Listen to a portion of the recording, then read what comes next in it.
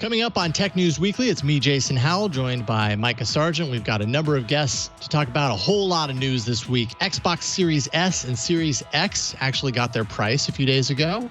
Apple and Epic Games continue to battle against each other. 5G is full of promises that it's not really delivering on yet. And actually the same could be said about the Microsoft Surface Duo. And Winamp skins galore. No, it's not the 90s. It's Tech News Weekly next. Tech News Weekly is brought to you from LastPass Studios. Securing every access point in your company doesn't have to be a challenge. LastPass unifies access and authentication to make securing your employees simple and secure, even when they're working remotely. Check out lastpass.com/twit to learn more. Podcasts you love. From people you trust. This is Twit.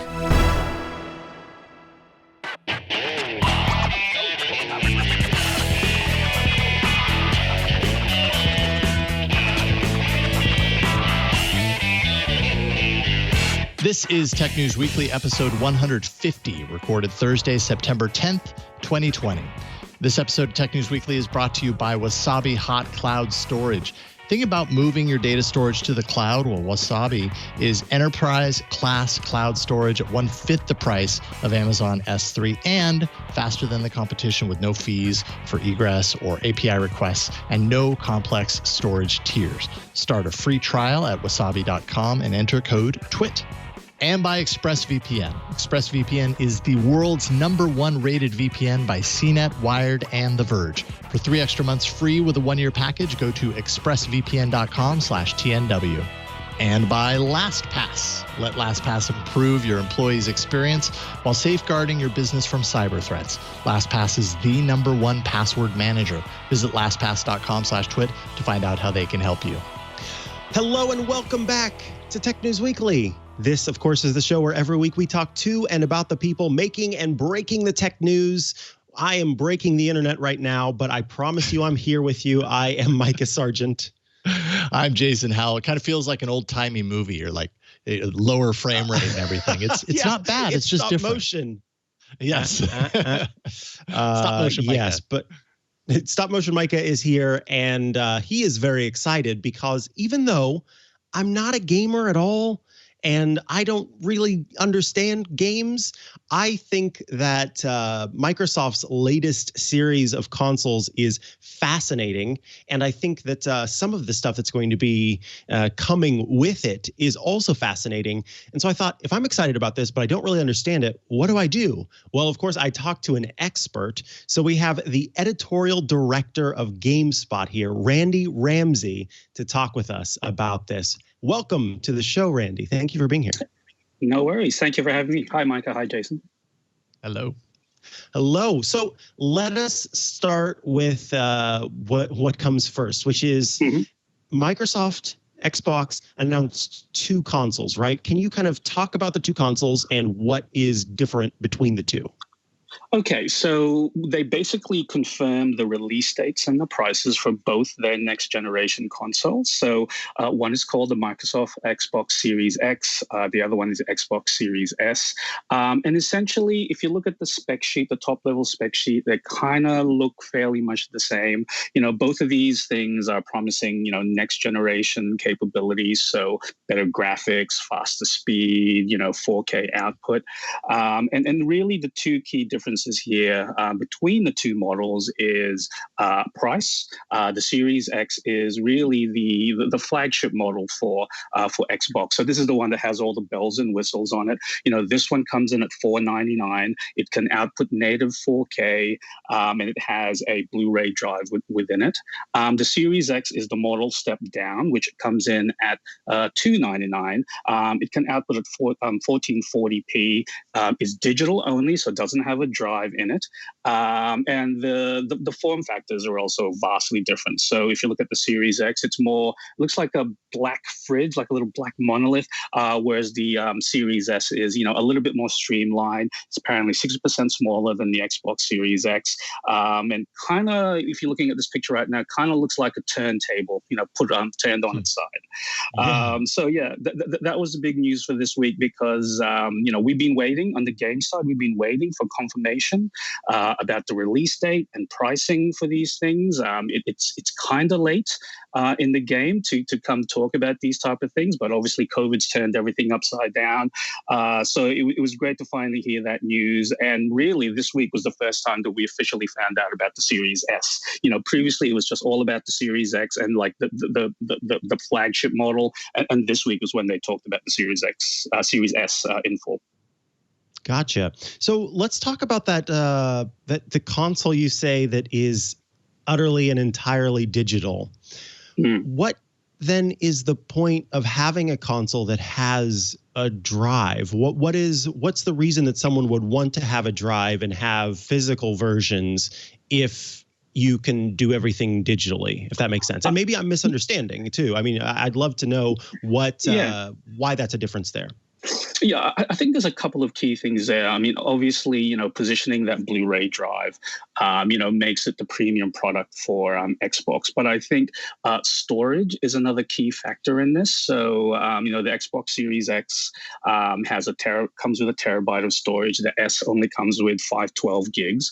And I think, for a lot of gamers, particularly for folks who don't have really good broadband or have broadband caps, having to download games all the time can quickly eat up your storage. So, a game can be anywhere between 40 and 100 gigs in download. So if you've got a cap, that could, easily take up, your cap for the month.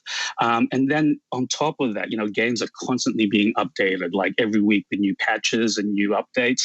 Call of Duty games, for example, can come up with like 20 to 60 gig updates, just on their own. So it can be a real killer, when you have a broadband limitation on your side. So, I can totally see a lot more folks that are wanting to go for the disc version to try and save their internet.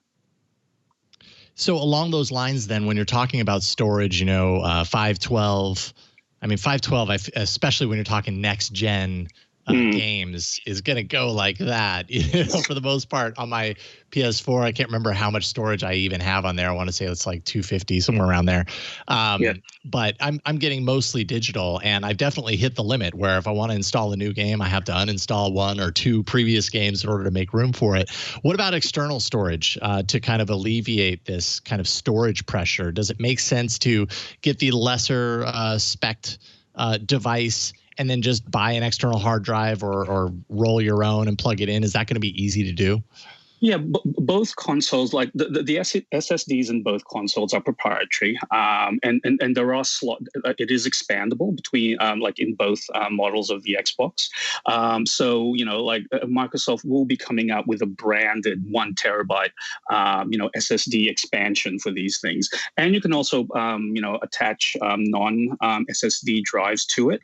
But from what we understand from Microsoft, you can only use that for storage. If you actually want to run the game, it has to be installed on the internal SSD. So, there are options for folks who, want to expand their storage. And you're right, Jason, I've got 2 terabytes on my PlayStation 4 right now, and I'm constantly swapping things in and out. So, this could potentially be an issue for some people. Got it. Yeah, that makes sense. So we've got these 2 consoles, and we've got prices and things like that in place. One of the big things, and something that I saw a lot of people talking about, is Microsoft's means of kind of trying to make this console available to more people. And whether that's a matter of inclusion and accessibility, or it's a matter of Microsoft trying to sort of win the console wars, is beside the point. I think that this fascinating new way of doing things with a sort of payment plan it's not novel because we've seen it with smartphones and things like that. But can you talk about that and what you think in terms of how that could open up this console to more people who maybe are, on older versions of the Xbox?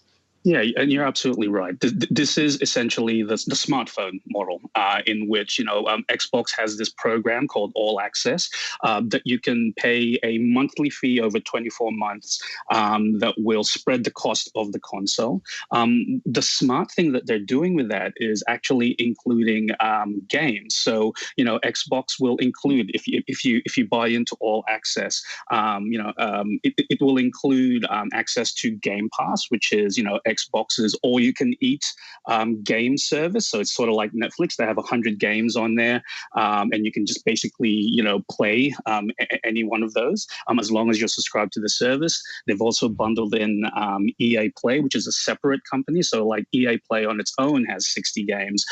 So what they're trying to do here is build an ecosystem around this hardware, and usually you obviously have to buy these things separately, but I think Microsoft in some way has been forced to do this because frankly they just haven't had the software lineup to really back up their consoles. PlayStation won this last generation of game consoles pretty handily, and that was on the back of some really key first party titles, exclusives, and Microsoft really doesn't have that right now. So the way they're trying to play, the way they're trying to win this next console generation is to make it all about the services around the Xbox. So you may not have the big exclusive titles like God of War or Spider-Man on your console, which are PS4 exclusives, but you do have this thing in which you're paying $25 to $35 a month. You get a console, you get access to 160 games.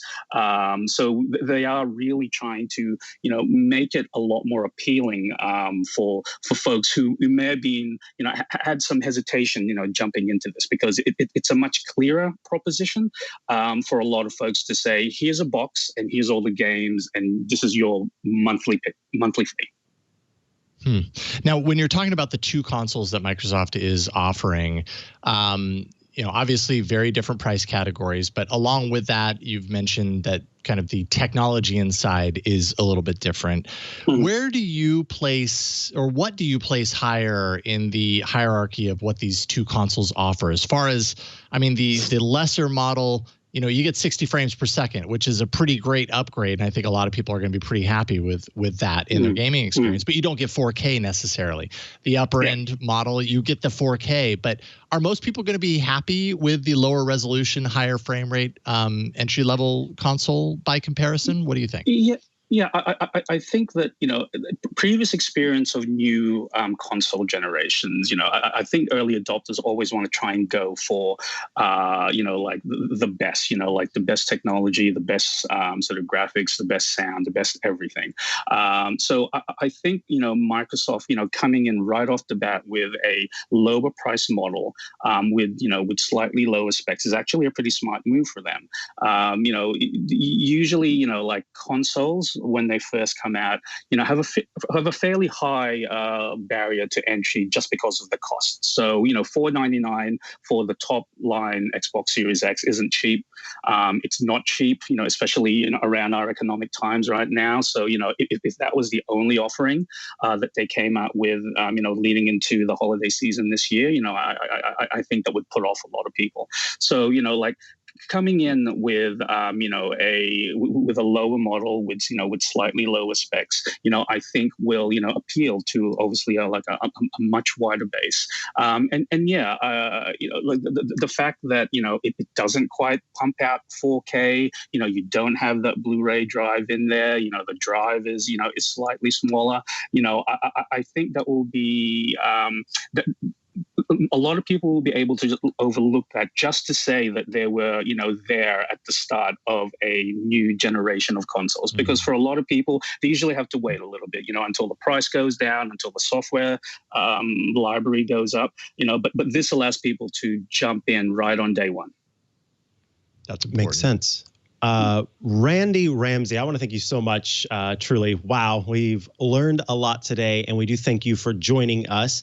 If people want to follow you online, where can they go to do so? You can follow us on Gamespot.com, and I'm at Randolph Ramsay on Twitter. Awesome. Well, we want to thank you for joining us today. We do appreciate it, and we'll have to have you back on again. Yeah, thank you very much. Randy. Appreciate your time. Take care. All right, up next, the continuing saga. Feels like the saga that never ends between Epic Games. This is the saga that Apple. never ends. But first, this episode of Tech News Weekly is brought to you by Wasabi Hot Cloud Storage. Wasabi is the perfect solution for managed service providers to sell because they can earn more while charging less. It's also 80% cheaper than Amazon S3 and significantly cheaper than on-premise storage. Typically, you can store data in Wasabi's cloud for less than just the annual cost of the maintenance fees on the same amount of on-prem storage. And Wasabi's disruptive price and performance model actually makes buying cloud storage a natural addition. And there are two ways to pay now. You can pay as you go, or you can pay one time with reserved capacity storage. Wasabi's reserved capacity storage actually makes buying cloud storage a natural addition to your on-prem storage. If you're thinking about buying more hardware storage, compare the price against 5 years of reserved capacity storage. And you can purchase cloud storage in 1, 3, or 5 year increments, and you achieve greater discounts, of course, for term and capacity. With Wasabi security, it's often even greater than on-premise storage. It provides 11 nines of durability. This means on average, you'd lose one file every 649,000 years. That's a long time. Hosted in premier tier 4 data center facilities that are highly secure, fully redundant. Wasabi is secure by default, and all data stored in the Wasabi cloud is always encrypted at rest, even if the requesting party doesn't specify encryption. Wasabi follows industry best security models and design practices. Access control mechanisms such as bucket policies and access control lists can actually be used to selectively grant permissions. Your data is, of course, immutable. That prevents data from being erased or altered. And you'll be protected from hackers, malware, and yourself. Which is actually a pretty good thing to be protected from in some cases. Wasabi has active integrity checking where all objects stored are checked for integrity every 90 days. It's HIPAA, FINRA, and CJIS compliant. Wasabi is not just highly secure, disruptive technology that's turning the industry on its ear. It's storage that's 80% cheaper and up to 6 times the speed of the industry leader. So calculate the savings for yourself and start a free trial of storage for a month. Go to wasabi.com, click the free trial link and enter code TWIT, and you'll join the movement and migrate your data to the cloud with confidence. Go to wasabi.com, make sure to use that offer code TWIT. And we thank Wasabi for their support of Tech News Weekly and the TWIT network. Awesome. Well, as Jason pointed out, the Epic versus Apple saga is the one that never ends. But it's an important one, and it's one that has a lot of moving pieces and parts. And so I thought we would invite on Rene Ritchie of youtube.com/Rene Ritchie to kind of give us the latest we need to know about what's going on between Apple and Epic. Welcome back to the show, Rene. Hey, Mike, it's so great to see you. And it's great to see you and your beautiful set. I'm sorry to be coming to you from some slow internet right now, or else I'd be a little bit more crisp. But no, we're happy to have you on the show. You're always crispy. Thank you. So yeah, let's dig right into this. There's been a lot that's happened, and I think that it might be good to provide a little bit of a summary. I don't want to belabor things too much, but I do think it's important to kind of talk about how this originally began and what has led to Apple and Epic being where they are right now. So if you could give us just a little bit of history on Apple and Epic and what led to to Epic releasing that video that was a riff off of Apple's own 1984 ad. Let's start there. Sure. So Tim Epic, who's Tim Sweeney, the CEO of Epic, decided that he no longer liked the revenue sharing model of iOS and Android. He was okay with it for consoles because he believed that they provided better value, but he no longer wanted to give Google or Apple 30% of Fortnite money, which is basically skin money and emote money. So he tried launching Fortnite off the Google App Store. It didn't work out so well for him, so he had to put it back on there, but it just sort of grinded at him. So he arranged this thing called the Mega Drop, where he put up a notice saying that no longer would he be subject to the tyranny of the app stores, and that you could get a discount if you paid directly, which was in direct violation of both Apple and Google's terms of service.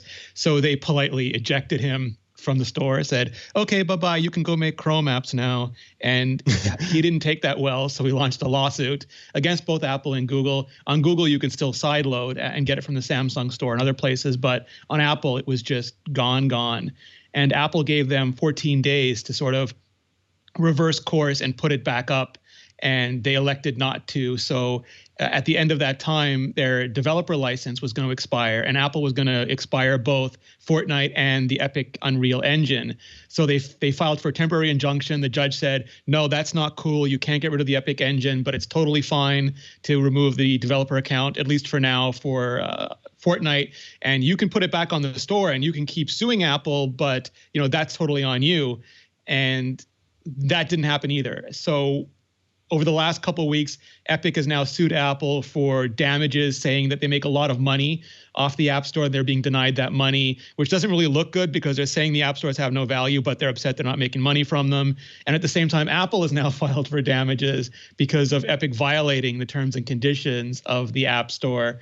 And that brings us neatly to yesterday's sort of kerfuffle, where Epic sent out a notice saying that we're no longer being allowed to use sign-in with Apple.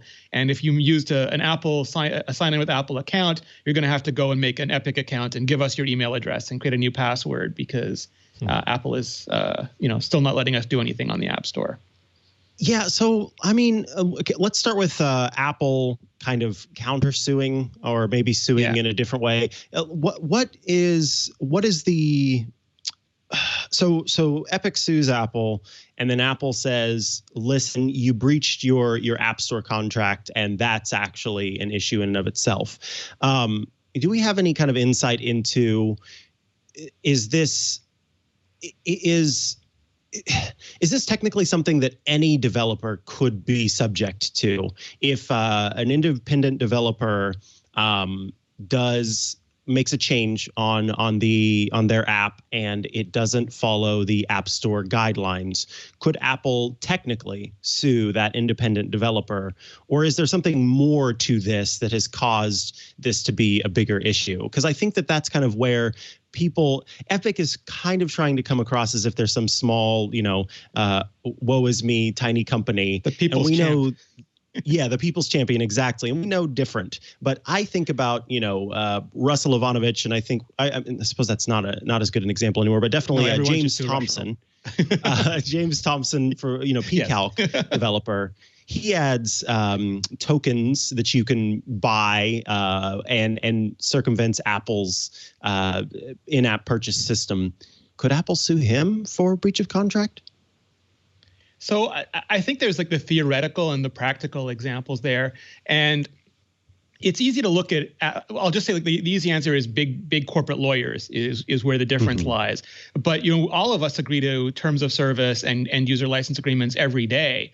Like we're well past the age where we own anything. Every bit of software we download, a lot of the hardware we download now comes with, if you break this seal, you're agreeing to these terms. If you install this application, you're agreeing to these terms, whether it's iTunes or Skype or anything. And technically we're liable if we pirate, stuff using that service, or we do something else that's considered illegal or damaging. And developers have the same sort of terms of service and user license agreements that we do. But I think it's expensive to litigate this stuff. But when you're a $1 trillion company dealing with a $1 billion company, and you have all these corporate lawyers generating all this money anyway, then you might as well just sue for everything. It's sort of like the nuclear deterrent of lawsuits. You pile everything on and hope that calmer heads will eventually prevail, just by the sheer mind-numbingness of the amount of damage that could occur. Yeah. Okay. See that. Yeah, that makes sense. So then let's move on to this next thing. Epic put this out as Apple is blocking you from being able to sign in using sign in with Apple. So if you use that to create an account, then you will need to do this a different way. is when I look at this, it all depends on wording, because is it my understanding that sign in with Apple is a method for signing in that exists so long as a developer has a place on the App Store? And then let's compare that. If you have a Facebook account, then you can use sign in with Facebook. If you have a Google account, then you can use sign in with Google. But if you delete your Facebook account or delete your Google account, then you can't use those ones either. In this way, it is almost as if the developer has deleted their account that lets you use sign in with Apple. So I guess I'm trying to understand here. Do you think that Apple intended for sign in with Apple to be kind of an App Store extension versus being a tool that a website could use to let you sign in with Apple on their site? Is this for apps, and therefore this makes sense that if you're not in the App Store, then you can't use this tool? Or was Apple trying to create a sign in with Facebook, sign in with Twitter, sign in with Google sort of thing that would exist anywhere on the web that anyone could make use of? Yeah, so I think the answer to that is sort of like just an all-encompassing yes. And there's sort of two wars being waged here. There's the war in the courts, and there's a war of public opinion, which is Epic making 1984 ads and casting Apple as a bad guy and a bully, and Apple putting dark prose in their legal filings, dark and stormy night, Tim Epic sent Tim Apple this demand, and this is sort of where we are here, because technically this is just OAuth 2. It works the same way Twitter authentication, Facebook, Google, all of those systems work. So basically, to prevent you having to create your own unique password and username, you get to use your username and password from Facebook or Twitter or Google, or in this case, Apple. And then what happens is, to prevent you from having to keep putting in that password, it gives you a token. So that's why when you log into something with Twitter or Facebook, it gives you that little generating token thing. And that token lasts for a set period of time. And the way it knows that it's real is that it checks for the trusted developer certificate, whether it's a trust from Facebook, trust from Google, trust from Apple. And what happened is when Epic declined to reverse their mega drop and go back onto the App Store and lost their developer account, they lost the trusted certificate that goes with it. So now the sign in with Apple service, as people's tokens are expiring, is trying to check back and say, is this really a trusted application? And it's not getting anything. So it's saying, oh, it doesn't work. And that's either, depending on how you look at it, something that Apple just never designed for. They didn't anticipate anybody would willingly, do something that would get them kicked off the App Store. But also, I think, if someone was scamming data from Facebook or doing like some malware thing with Google, they would revoke their certificate too, and you'd see the same thing. It's just not as attention getting as Epic. Epic is such a big example. And I think I would be hard pressed to understand how the system could work if anybody could renew a token without trusted certificate authentication, because that would be just such an attack vector if anybody could pretend to be anybody and sign into anything. So I think it's a confluence of bad decisions by big companies that aren't worried about us consumers very much. Rene, what I love is that you've answered my question that I could not quite get to, that I didn't know that I knew that I had the question, but you sussed it out, which was essentially I was asking about the technology behind sign in with Apple, and you answered it in talking about using the trusted developer certificate to kind of get that login, where Twitter's going to use that to kind of get it figured out. I guess the only other question that I have is, what do we think is going to be happening next? Sort of, is this just going to be an ongoing back and forth like we've seen Apple and some other companies do in the past?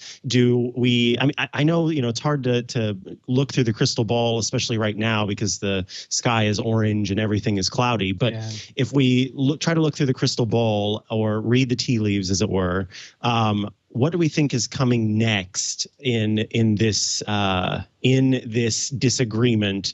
And if you had to predict, who do you think is going to bend first?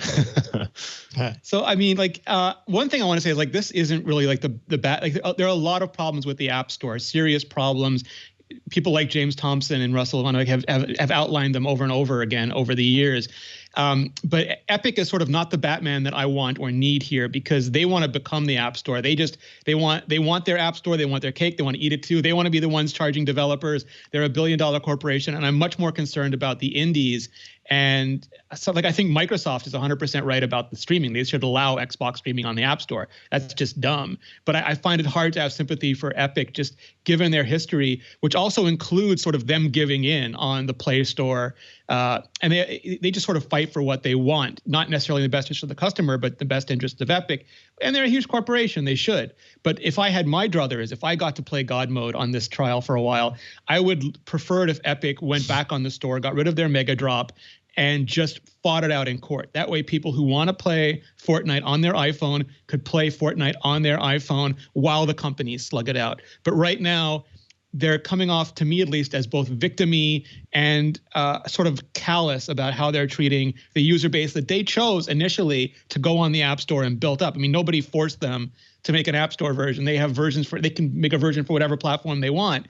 And so I think they have some responsibility to the people that they brought up along the way. Definitely. Well, Rene Ritchie, I want to thank you for joining us today. We do appreciate you being here. And if folks want to follow you online, where can they go to do that? I am both remarkably consistent and boring. I am /Rene Ritchie on everything: Twitter, Instagram, YouTube, like you so kindly mentioned, all those things. Awesome. Thank you, Rene. Thanks, Mikah. All right, up next, 5G. We're going to talk a little bit about 5G and what's going on there. Is it a lie, kind of like cake? I don't know. We're going to talk about that next. But first, this episode, Tech News Weekly, is brought to you by ExpressVPN. When you use the bathroom, you always close the door behind you, right? Right? Well, you don't want random passersby looking in on you. That's why we close that door. So why would you let people look in on you when you go online? It's kind of the same thing. Using the internet without ExpressVPN is like going to the bathroom and not closing the door. Think of it that way and you'll never forget it. Did you know that your internet service provider, like Comcast or Verizon, they know every single website that you visit? And what's worse is they can sell this information to ad companies and tech giants who will use your data to target you. ExpressVPN puts a stop to this. It creates a secure, encrypted tunnel between your device and the internet so that your online activity can't be seen by anyone. Now, I use ExpressVPN on all my devices. I have an ExpressVPN router, which makes it really easy. It works on everything: phones, laptops, routers, like I said. So everyone who shares your Wi-Fi can still be protected, even if they don't have ExpressVPN. And the best part is using ExpressVPN is as easy as closing the bathroom door. You just fire up the app, you tap a single button, and you're protected. Boom, done. ExpressVPN is the world's #1 rated VPN by CNET, Wired, The Verge, and countless others. So if you're like me and you believe your online activity is your business, secure yourself by visiting expressvpn.com/TNW today. And you can use our exclusive link, expressvpn.com/TNW. And you can get an extra 3 months free when you do that. That's expressvpn.com/TNW. Thank you, ExpressVPN. All right. Now, if you've bought a smartphone this year, it's very possible that it supports 5G, or at least some flavor of 5G. As we know, it's a little confusing out there. If that's the case, you probably, by the way, spent more on your device than maybe you have in the past, because you're kind of paying a 5G tax for the technology that's inside, it seems like. But what are you getting for your money out of that sparkly 5G phone right now? And Geoffrey Fowler from the Washington Post says, not much, not a whole lot. Geoffrey put it to the test, and he joins us today. Welcome back to the show, Jeff. Hi. Great to have you on. Thank you so much for taking time for us today. We appreciate it. So you posted not only an article, but a video, and it shows your impressive kind of setup for carrying 5G-enabled devices around the city of San Francisco in all different categories, all different scenarios, let's say. You're testing these phones on 3 different U.S. networks. Talk a little bit about kind of your approach here and what kind of drove you to this point. Were you living with a phone prior and you realized 5G was on, but then you realized no speed improvements? Like what brought you to this point, and how did you test it? Yeah, it kind of starts with you can't watch television right now without seeing an advertisement for 5G. And these ads certainly make it seem like 5G is, first of all, here, and second of all, a really big deal, that it's going to make your phone faster. It's going to make everything better. It's going to make you be able to fly to Mars or something. I don't know. But it certainly makes it seem like something that's worth you upgrading to in 2020. And now, of course, we have Samsung's full flagship lineup, and even some lower price phones have 5G. We're expecting this 5G iPhone in the next couple of weeks. So, I was thinking like, well, gosh, what do you actually get out of a 5G phone in 2020? So I got one of these review Samsung ones earlier in the year, and I'm sitting right here actually in my home office, and I ran a speed test on it, and then I ran a speed test on a 4G phone, and I said, wait a minute. This doesn't feel like much of an upgrade at all. And I thought, well, maybe they needed more time to sort of roll out the network. So I waited a couple of months, and we got to the point where both AT&T and T-Mobile have said, we have nationwide 5G now. And I was like, okay, now's the time to really test it. So I got 6 phones, actually. One 4G and one 5G phone on each of the major carriers. And I just took them around with me everywhere I went, used the Ookla speed test app and pressed that button over 4,000 times, and looked to see what it told me.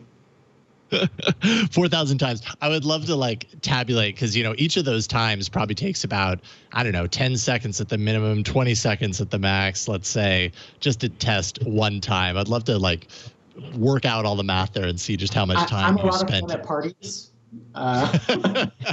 Actually, so I got a lot of strange looks on the street because I have a kind of a modified selfie stick that I made that holds 3 phones at a time. I actually made it to test phone cameras to make them all go up at the same time. But it's like, oh, this can be reused here for testing network speeds as well.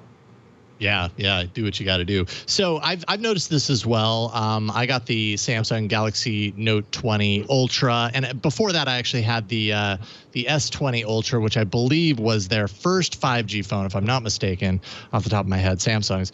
But anyways, I noticed that as well, right? Like out and about, I'd get that 5G icon on the phone and be like, oh wow, I happen to be on Mint Mobile, which is using T-Mobile spectrum, and I would go in and do the speed test just out of curiosity. And kind of like you pointed out here, I mean, it really was never, in my experience, faster than what I got in 4G. And in many cases, it kind of seemed like it was slower. Was that a large part of your findings here? Yeah, I would say when we're talking about T-Mobile and AT&T, the 2 folks who at this point claim to have nationwide networks, overall, it was roughly a wash. If we dive into the specifics on the AT&T network, my results from around the Bay Area found that the 4G phone was slightly faster, 2 megabits per second faster. And on the T-Mobile network, I found the 5G phone was slightly faster, again, by 2 megabits per second. But the T-Mobile 5G still wasn't nearly as fast as 4G was on AT&T and Verizon. So, it's an upgrade for T-Mobile people to get to where their rivals already are with 4G. So that, again, doesn't seem like much of a reason to buy an expensive new phone. Yeah, no kidding. And you even point out in your article that the carriers themselves were saying that 5G's speeds as good or better than 4G, which really isn't setting the bar very high, right? Like, especially considering all of the talk and the pumping up of 5G technology that we've all been hearing. And mind you, we're in the technology space, so we spend time actually looking at this from a critical lens and really kind of questioning it. I imagine a lot of just everyday people hear 5G, think it's better than 4G, hear about these speed improvements that it's supposedly going to have and think that is now, and then drop the money. So it's kind of, I don't know, it just kind of leaves a sour taste in my mouth, at least right now. Maybe in a couple of years it opens up and gets better. When do you think that moment comes? Is this just a couple of years from now, or is it longer than that? Are we going to have to wait a long time before these speed improvements and all these promises actually get delivered on? It's a really good question. I've been working on the assumption that, within the next 2 or 3 years, there's going to be enough of the mid-band and high-band 5G that actually does have faster speed around that will feel an improvement in our sort of day-to-day lives. But I have spoken to some folks who follow the industry closely who are even suspicious of that. We have some problems in the US with not access to enough of that mid-band spectrum. The FCC is auctioning off some more right now, but that's really what most of the rest of the world is using for 5G. That's why places like South Korea or Saudi Arabia get such impressive speeds, because they're using mid-band. We just don't have much of that spectrum right now out there in the US. T-Mobile has some that it got through Sprint. But right now Verizon and others are trying to get some more of it. So there's a lot of work to do there. And to the point you were making before, I think this is, at the end of the day, also a question of marketing technology and when is it appropriate, when is it right to market technology. And I think this is really a case where the advertisers and the number crunchers at the networks and at these phone makers, they really got ahead of where the technology is. If you look at a timeline of the rollout of 4G, it took 2 years between settling the 4G standard and the first 4G phones being available. And then Apple waited even longer to come out with the first 4G iPhone. Now it's only been 1 year between the making of the 5G standards and coming out with the first devices. So they're really, I think part of this is just kind of the desperation of handset makers to get people to upgrade. As we know, people are holding on to their phones longer and longer, and with good reason, because the phones aren't getting that much better very quickly anymore. And then also on the part of these networks who, are kind of desperate to prove that they are, have some advantage in speed or service or something over their rivals. And also they want to build out this 5G tech, which solves some other problems that they have with their networks. So unfortunately, all that flows back down on consumers who are being asked to spend money right now, in some cases well over $1,000, on something that just doesn't do much for us right now.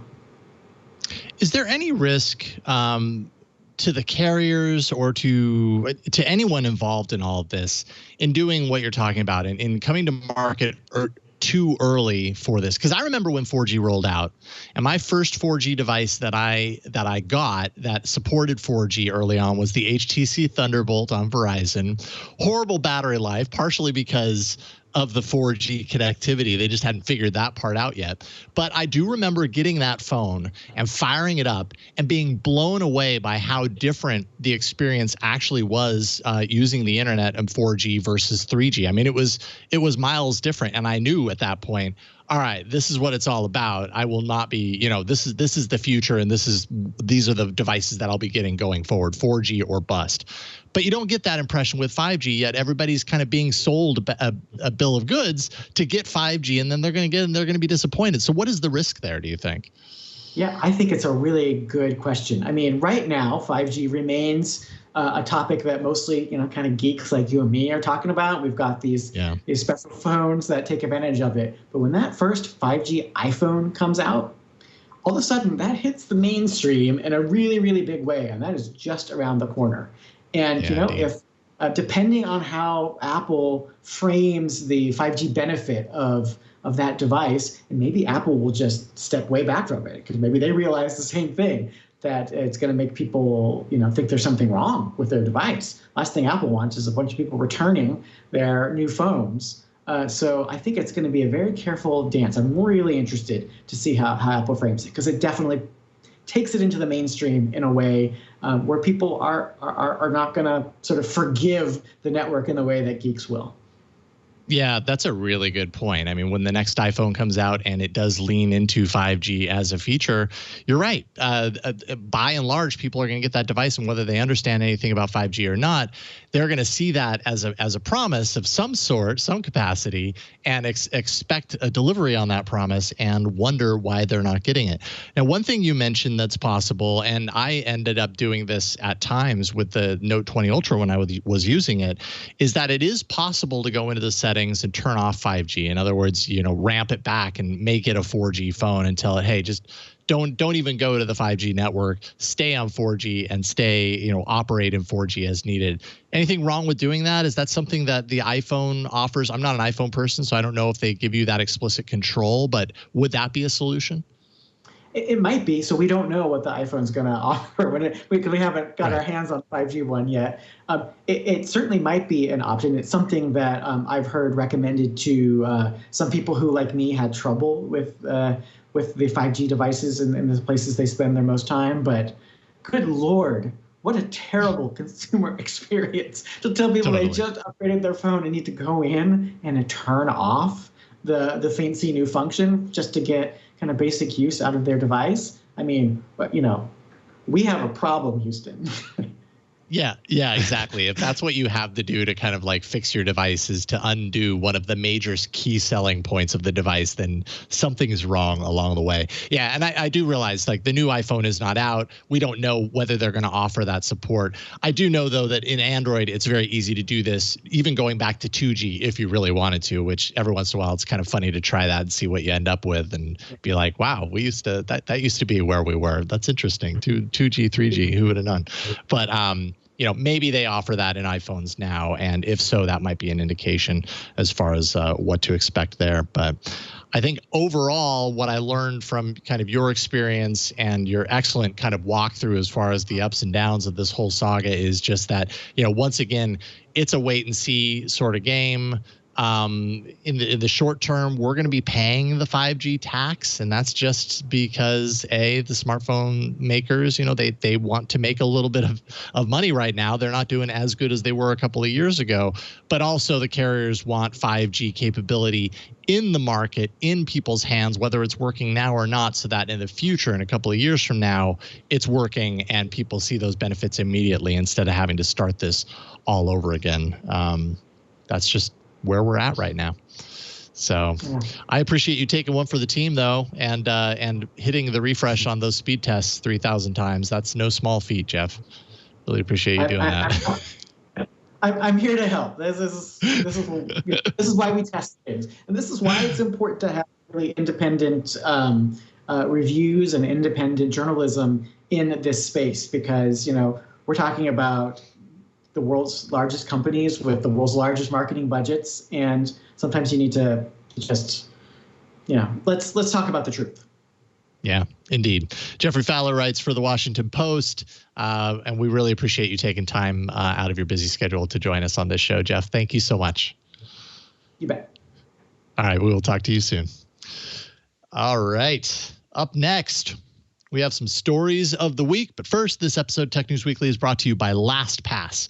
LastPass surveyed 700 IT and security professionals across a range of industries, from financial services, of course, to IT, to retail.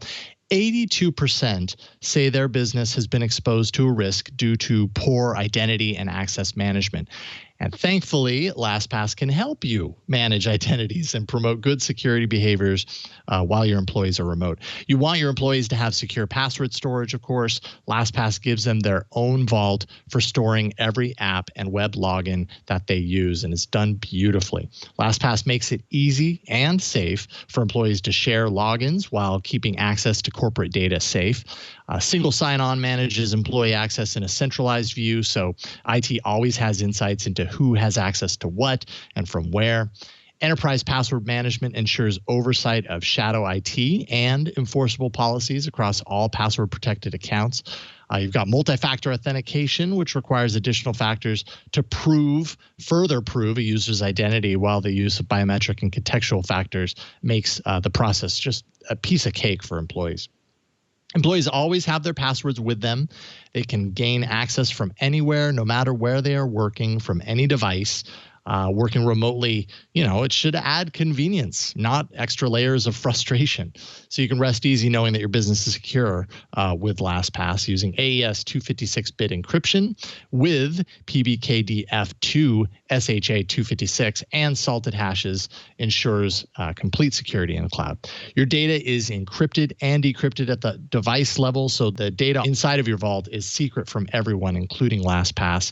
And we rely on LastPass at Twit, when we have for quite a few years now. I've relied on LastPass for even longer. I love it. I got my wife using it. We could not practice safe password management online without LastPass.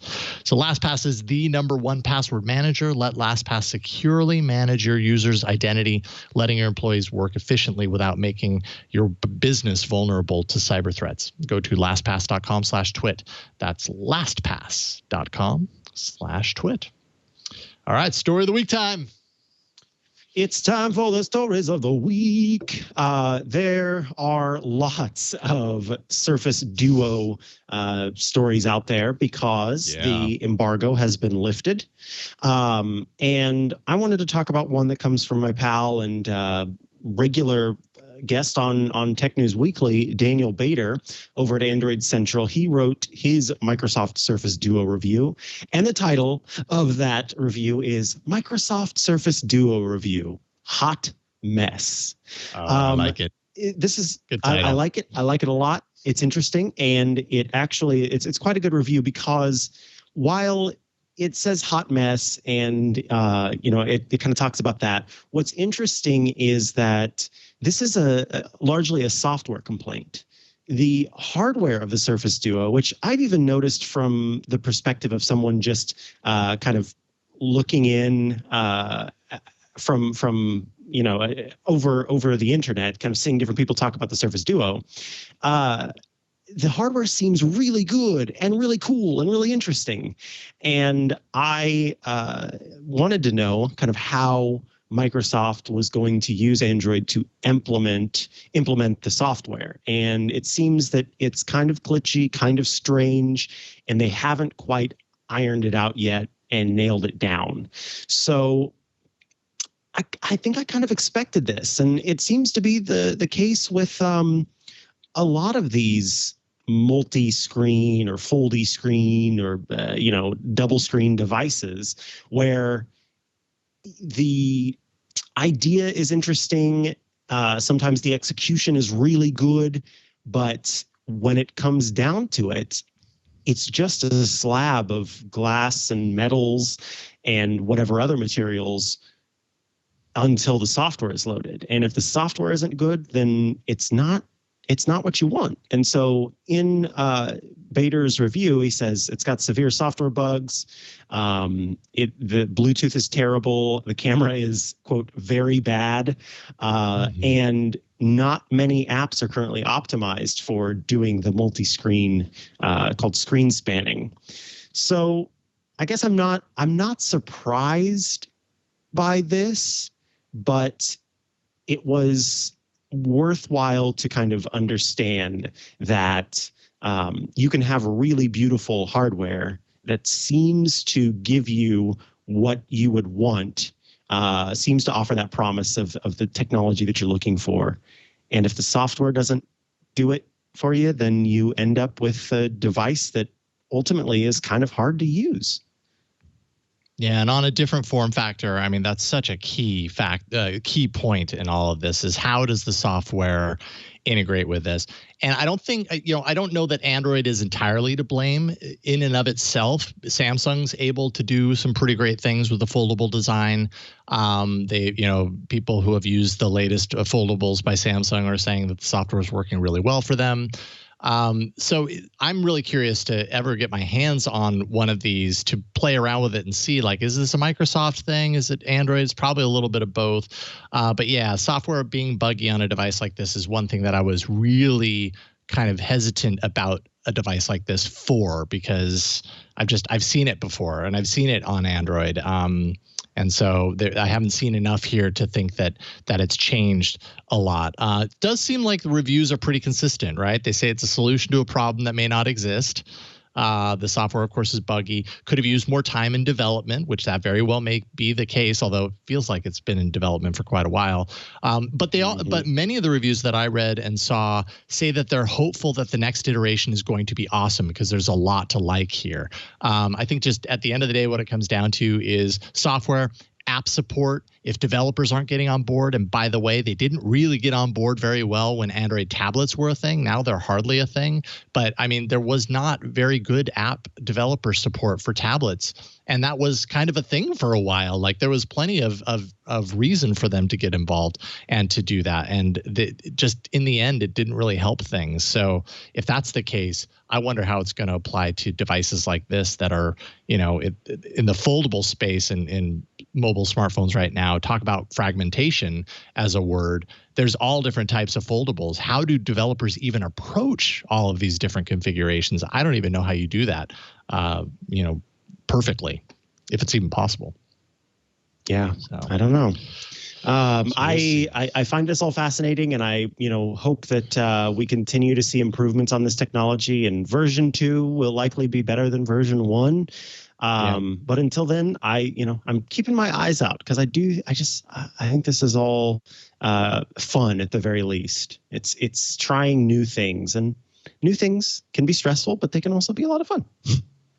Yep. My story of the week is a really quick one. So we don't need to dive too deep into this because you could dive into it on your own. I love tech nostalgia. I've definitely mentioned many times on the show and other shows that I love the Internet Archive. Like you can get lost for days and weeks on the Internet Archive. There's just so much there to explore. One piece of software history that they archive is the crazy world of Winamp skins. If you remember Winamp, wow, first developed in 1997, it was the media player that was there right when the MP3 kind of revolution began. And I mean, everybody had a Winamp. I mean, millions upon millions of downloads and users and everything. But one of the cool things about Winamp was that you could skin it. And so many people would skin it. And Internet Archive apparently has more than 65,000 Winamp skins stored there. So now there's a site that if you want to browse all of those skins, makes it really easy. It's skins.webamp.org. skins.webamp.org. And it's just a never-ending ongoing list of all of these Winamp skins. They're perfectly 100% usable. So you can load a file in there, playlist, you can change the EQ, and I don't know, like, are we going to rely on this? Probably not at this point. We've got a million other ways to do this, and we aren't really relying on MP3 files anyways as much as we used to, but I just think it's neat. I think it's a cool walk down memory lane. I remember when this was what it was all about, and it put a smile on my face, and I need that these days. So I love when you find these archive things. It always brings a smile to my face as well. And yeah, Winamp skins, my, so fun to just make it however you wanted it. Yeah, we don't do that so much anymore. We can't make technology exactly how we want it. We got to kind of settle for what's there. So this is a good reminder. People got really creative. It's really cool to see. skins.webamp.org.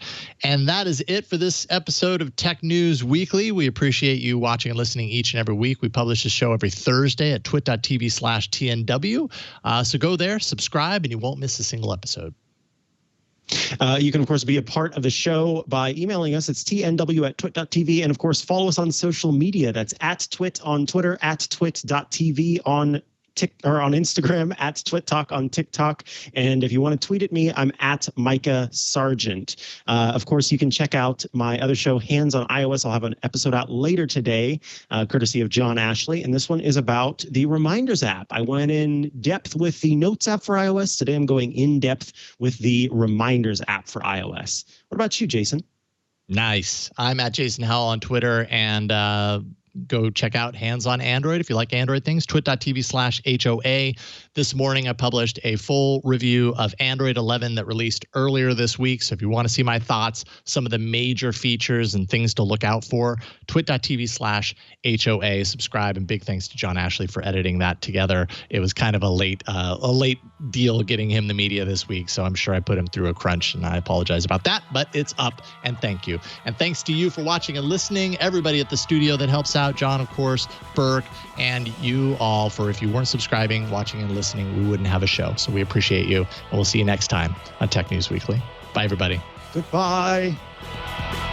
Hey, what's going on, everybody? I am Ant Pruitt, host at Twit TV. Got a question for you. Have you gotten tired of how bad your photos are looking every time you post them to Instagram? Better yet, have you gotten yourself a new camera and you can't quite figure out why the images just don't look that good? Well, I have a solution for you. It's my show, Hands On Photography. Each and every Thursday, I sit down and share different tips and tricks that are going to help make you a better photographer and a better post processor. So subscribe today at twit.tv/hop to learn more.